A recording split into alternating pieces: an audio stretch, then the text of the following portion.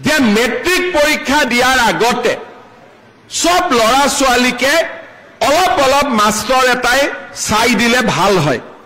তেতিয়া ল'ৰা ছোৱালীয়ে ভাল ৰিজাল্ট কৰিব পাৰে কিন্তু দুখীয়া মানুহে কেনেকৈ ল'ৰা ছোৱালীক টিউচন দিব সেই কাৰণে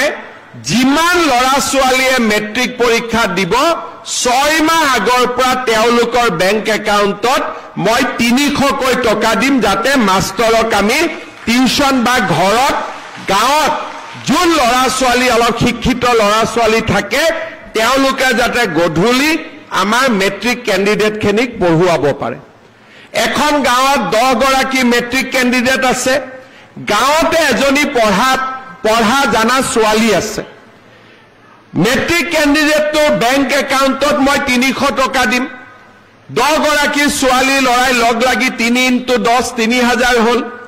গাঁৱৰ পঢ়া ছোৱালীজনীক পইচাটো দিলে সদায় গধূলি 2 ঘণ্টা সময় ছোৱালীজনীয়ে ল'ৰা ছোৱালীকেইটাক চাই দিলে মেট্ৰিক পৰীক্ষাটো যেতিয়া আগতকৈ ভাল হ'ব না নাই এটা আপোনালোকেতো এবিলাক কথা মোক কোৱাই নাই মইহে ভাগিনকেইটাৰ কাৰণে চিন্তা কৰি আছো হয় নে নহয়